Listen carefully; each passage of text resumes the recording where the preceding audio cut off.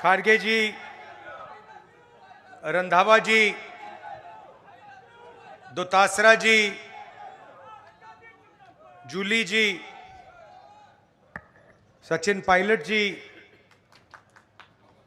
जीतू पटवारी जी, उमंग सिंघार जी, दिग्विजय सिंह जी,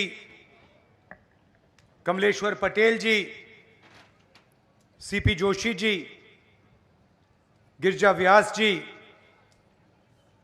रघुबीर मीना जी, अर्जुन बमानिया जी, ताराचंद भगोरा जी, stage पे वरिष्ठ नेता, हमारे कार्यकर्ता भाइयों और बहनों, प्रेस के हमारे मित्रों, आप सबका यहां बहुत बहुत स्वागत, नमस्कार। थोड़ा प्रोग्राम लेट चल रहा है, आपको यहां थोड़ा ठहरना पड़ा, इसके लिए मैं आपसे माफी मांगता हूं।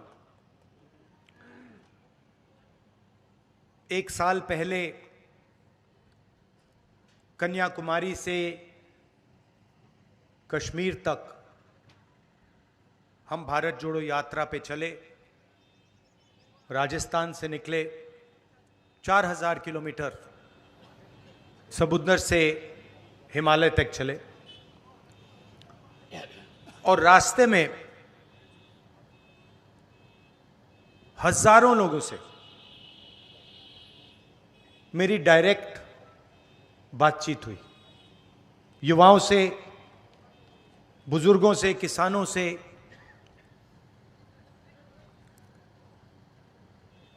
शायद उस साल मैंने हिंदुस्तान में सबसे ज्यादा लोगों से बात की। शायद मैं ही वो व्यक्ति हूं जिसने सबसे ज्यादा लोगों से बात की। 8 घंटे,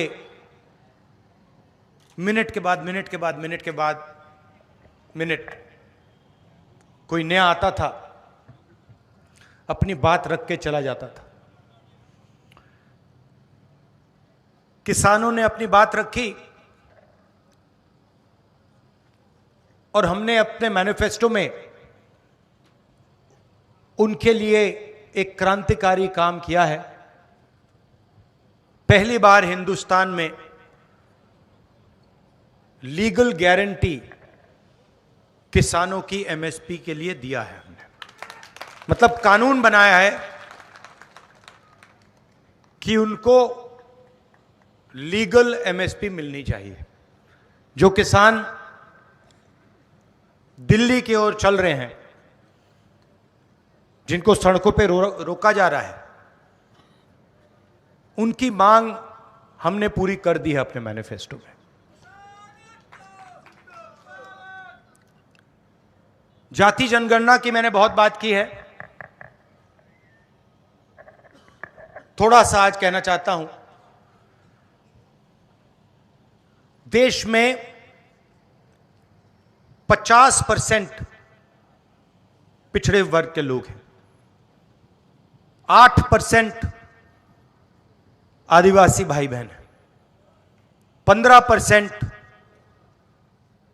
दलित हैं और तकरीबन 15% माइनॉरिटीज हैं। सब मिलाकर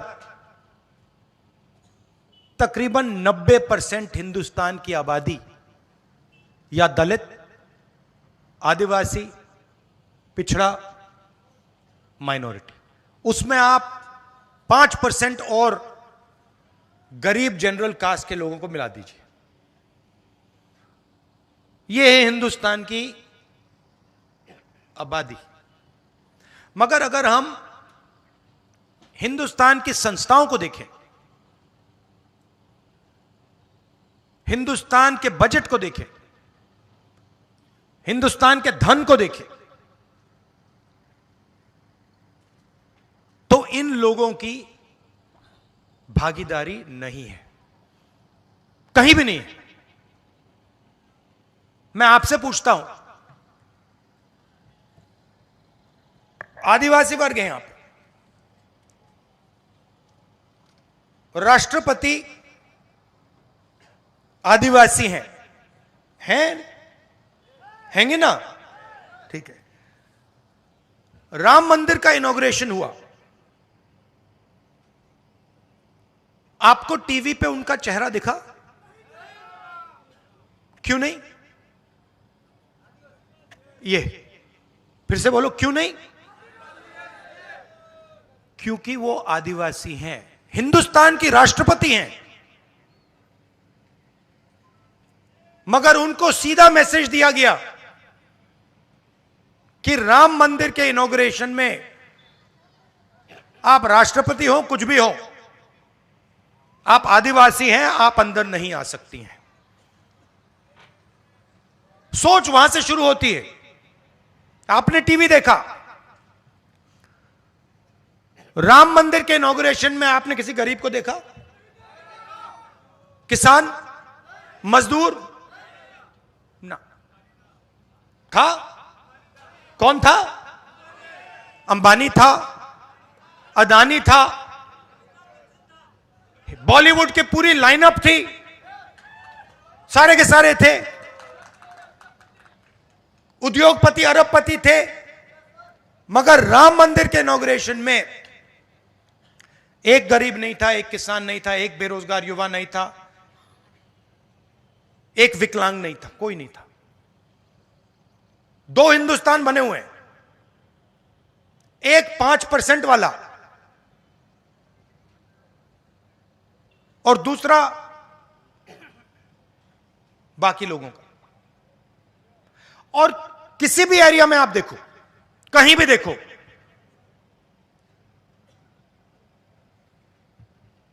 आपको पिछड़े, दलित, आदिवासी नहीं दिखने वाले। हिंदुस्तान की सबसे बड़ी 200 कंपनियों की लिस्ट निकालो, उनके मालिकों के नाम पढ़ो, एक आदिवासी नहीं मिलेगा आपको। मैंने चेक किया है, मैंने लिस्ट निकाली है सबकी, इनके सीनियर मैनेजमेंट की लिस्ट निकाली है। अदानी जी आपकी जमीन लेते हैं,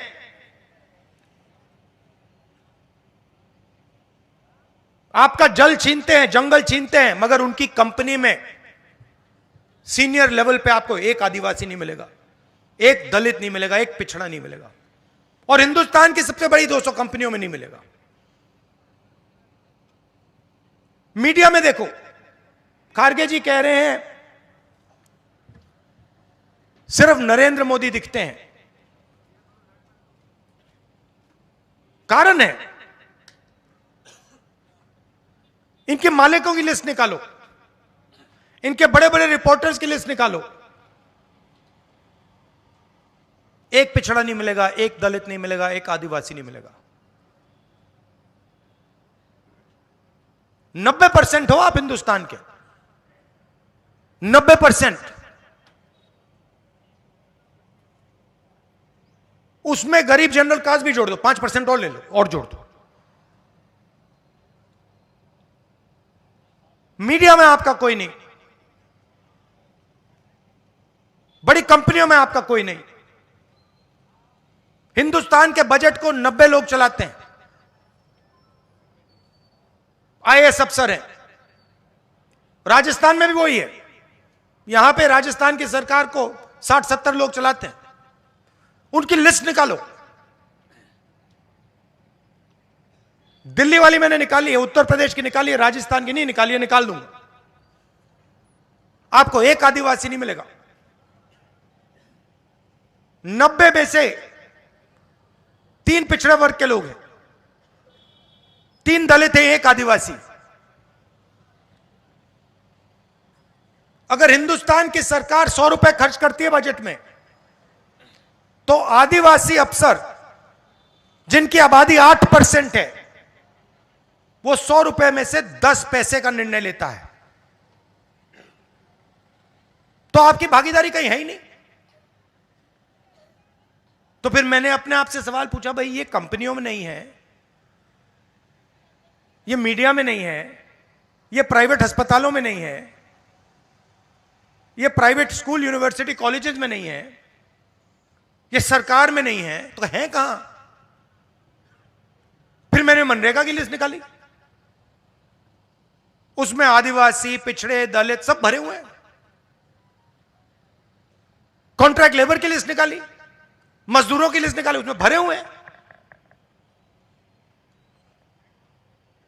90% का काम हिंदुस्तान में मजदूरी करने का है, 5% का काम देश की हर संस्था को कंट्रोल करने का है। कहीं भी देख लीजिए आप। तो ये हिंदुस्तान की प्रगति का सबसे बड़ा सवाल है। प्रगति करनी है तो एक ऐतिहासिक काम करना होगा। जैसे जब तो चोट लगती है, डॉक्टर आपसे कहता है एक्सरे करो, कहता है ना, कहता है, वैसे ही मैं कह रहा हूं, हिंदुस्तान के गरीबों को चोट लग रही है, दलितों को, आदिवासियों को, पिछड़ों को, गरीब जनरल कास्ट को चोट लग रही है, एक्सरे करा दो। और मैं तो कह रहा हूं एक्सरे के बाद मैं एमआरआई भी कराऊंगा। कितना पैसा किसके हाथों में है, कौन सी संस्था किसके कंट्रोल में है, मीडिया में कितने लोग आदिवासी, दलित, पिछड़े, बड़ी बड़ी कंपनियों में कितने आदिवासी, दलित, पिछड़े, प्राइवेट स्कूल, कॉलेज, ये सारा का सारा निकाल दूंगा मैं। और फिर आपको अपनी सच्ची शक्ति समझ आएगी। आज आपको बात नहीं समझ आ रही, आप सोच रहे हो कि आप में शक्ति नहीं है। 10 में से 9 लोग आप हो।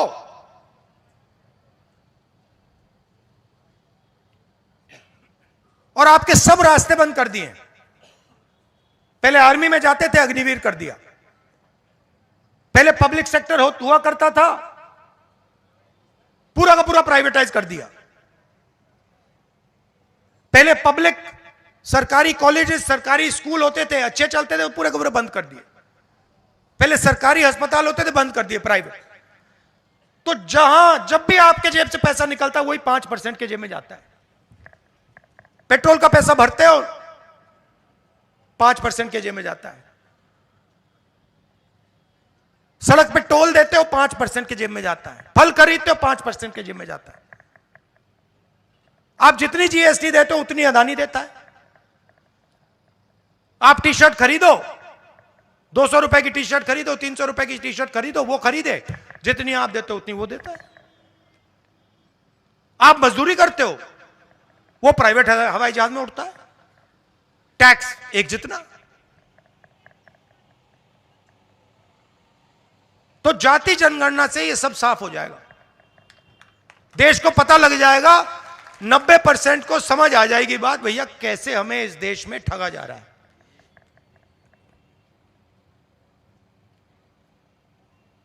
भारत जोड़ो यात्रा में सबसे बड़ा मुद्दा बेरोजगारी थी। युवा आते थे, मैं पूछता था क्या करते हो? राहुल जी बीटेक हूं, एमबीए किया, मेडिसिन पढ़ी, कंप्यूटर प्रोग्रामर हूं। क्या करते हो? कुछ नहीं, रोजगार नहीं है।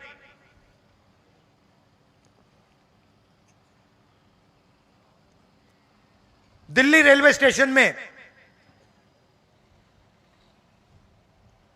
एक युवक कुली का काम कर रहा था, मेरे पास आता है, राहुल जी मैं तो इंजीनियर हूं, सिविल इंजीनियरिंग की है मैंने, 5-10 लाख रुपए मैंने प्राइवेट इंस्टीट्यूशन को दिए, अब मैं कुली का काम कर रहा हूं। नरेंद्र मोदी जी कहते हैं पकोड़े बेचो। और सबसे जरूरी मुद्दा है देश का, देश के सामने।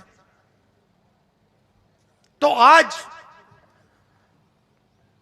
मैं आपको यह बताना चाहता हूं कि हिंदुस्तान के युवाओं के लिए, आदिवासी युवाओं के लिए, पिछड़े वर्ग, दलित, गरीब, जनरल कास्ट के युवाओं के लिए कांग्रेस पार्टी क्या करने जा रही है? सबसे पहला कदम हमने गिनती की है, हिंदुस्तान में 30 लाख सरकारी वैकेंसीज हैं। 30 लाख। मोदी जी इनको भरवाते नहीं है, बीजेपी इनको भरती नहीं है। सरकार में आने के एकदम बाद हमारा पहला काम होगा कि 90% को 30 लाख सरकारी नौकरियां हम दे देंगे।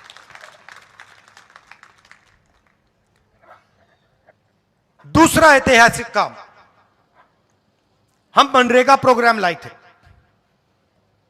रोजगार का अधिकार। लाखों लोगों को फायदा हुआ, अधिकार दिया हमने।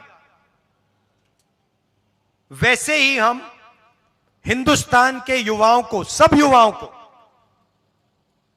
अप्रेंटिसशिप का अधिकार देने जा रहे हैं। और यह अधिकार हर ग्रेजुएट, हर डिप्लोमा होल्डर को मिलेगा। अधिकार क्या है कि कॉलेज, यूनिवर्सिटी, डिप्लोमा के एकदम बाद 1 साल के लिए हर ग्रेजुएट को प्राइवेट कंपनी में, सरकारी ऑफिस में 1 साल की अप्रेंटिसशिप दी जाएगी और 1 लाख रुपए उसे 1 साल में दिया जाएगा। और यह हर ग्रेजुएट के लिए किया जा रहा है। ये जो लाखों लोग कह रहे हैं कि हम बेरोजगार हैं, कॉलेज के एकदम बाद अगले दिन इनको अप्रेंटिसशिप मिल जाएगी और यह अधिकार होगा। यह ऐसे नहीं होगा कि भैया हमें देना है तो देंगे, नहीं देना तो नहीं देंगे। यह मनरेगा जैसा अधिकार होगा, कानूनी अधिकार अप्रेंटिसशिप का आपको दे रहे हैं। इससे देश में करोड़ों युवाओं को फायदा होगा, ट्रेनिंग मिलेगी और पहला साल का, एक प्रकार से पहले साल का रोजगार मिलेगा। भारत जोड़ो यात्रा में बहुत सारे युवा आए, कहते हैं राहुल जी हमने एग्जाम की तैयारी की, हम गरीब हैं, 3-4 महीने हमने मतलब रात दिन कर दिए, एक कर दिए। एग्जाम के दिन पता लगता है 5% वालों के टेलीफोन पे पेपर लीक। हम ईमानदारी से काम करते हैं और जिनके पास धन है पेपर चुरा लेते हैं और फिर उसके बाद हमें कहा जाता है कि देखिए पेपर लीक हो गया तो आपको अब नौकरी नहीं मिलेगी। पुलिस की भर्ती में होता है, पटवारी, सब भर्तियों में होता है। तो हम एक नया कानून लाएंगे, पेपर लीक के खिलाफ एक कानून, जिसमें हम एग्जाम दिलवाने का तरीका स्टैंडर्डाइज कर देंगे कि एग्जाम होगा तो ये जो आउटसोर्सिंग होती है, प्राइवेट कंपनियों को पकड़ा दिया जाता है, ये आउटसोर्सिंग नहीं होगी। एग्जाम सरकारी संस्था करेगी और इस प्रकार से करेगी। और अगर इस प्रकार से नहीं किया और अगर पेपर लीक हो गया तो फिर कानूनी कार्रवाई ऐसी होगी कि दूसरी बार नहीं होने वाला है। चौथी चीज, युवाओं के लिए बहुत सारे युवा उबर, ओला डिलीवरी का काम करते हैं, इसको अंग्रेजी में गिग वर्कर्स कहते हैं। और राजस्थान में हमने इनके लिए कानून बनाया था, इनकी रक्षा के लिए, इनकी पेंशन के लिए, इनकी सोशल सिक्योरिटी के लिए। जो कानून हमने राजस्थान में बनाया था, वही कानून हम पूरे हिंदुस्तान में लागू करने जा रहे हैं कि जो ड्राइवर का काम करता है, सिक्योरिटी गार्ड का काम करता है, उबर का काम, ओला का काम, ये पिज्जा डिलीवरी जो होती है, ये जो सब युवा हैं, इनकी रक्षा हो, इनका एक प्रकार से पेंशन हो, सोशल सिक्योरिटी हो, और इनको एक दिन में सड़क पे ना करा जा सके। तो इसके लिए हम एक हिंदुस्तान में एक कानून बना रहे हैं। और पांचवी चीज, यह भी ऐतिहासिक चीज, नरेंद्र मोदी जी ने स्टार्टअप इंडिया किया, स्टैंड अप इंडिया किया, मेक इन इंडिया किया, कोई फर्क नहीं पड़ा। वो सारा का सारा 2-3 अरबपति उठा के ले गए। नरेंद्र मोदी जी की मार्केटिंग जरूर कर दी, टीवी पे उनका चेहरा जरूर दिखा दिया, मगर जो युवा हैं उनको ना स्टार्टअप मिला, ना मेक इन इंडिया मिला। तो हमने 5,000 करोड़ रुपए स्टार्टअप्स के लिए एक फंड बनाया है, और हर डिस्ट्रिक्ट में यह फंड रहेगा। 10 करोड़ रुपए स्टार्टअप्स के लिए, गरीबों के लिए यह फंड दिया जाएगा। तो गरीब युवा हैं, बेरोजगार युवा हैं, ये अगर छोटा सा बिजनेस शुरू करना चाहते हैं, काम करना चाहते हैं, तो ये स्टार्टअप फंड उनकी मदद के लिए किया जा रहा है। तो ये 5 ऐतिहासिक काम हैं युवाओं के लिए। भर्ती भरोसा, 30 लाख वैकेंसीज भरना, पहली नौकरी पक्की, अप्रेंटिसशिप वाला कानून, पेपर लीक से मुक्ति, पेपर लीक वाला कानून, गिग वर्कर्स के लिए सोशल सिक्योरिटी, और युवा रोशनी 5,000 करोड़ रुपए डिस्ट्रिक्ट्स में स्टार्टअप्स के लिए। तो ये हम आपके लिए करने जा रहे हैं।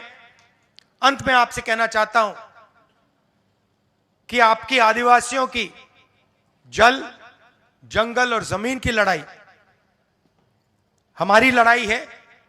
आपके साथ हम खड़े हैं। हम पैसा कानून लाए, जमीन अधिकरण कानून लाए, और जो भी हम आपके लिए कर सकेंगे, शिक्षा के लिए, स्वास्थ्य के लिए, जल, जमीन, जंगल के लिए, हम आपके लिए करेंगे, दिल से करेंगे। बहुत बहुत धन्यवाद। जय हिंद।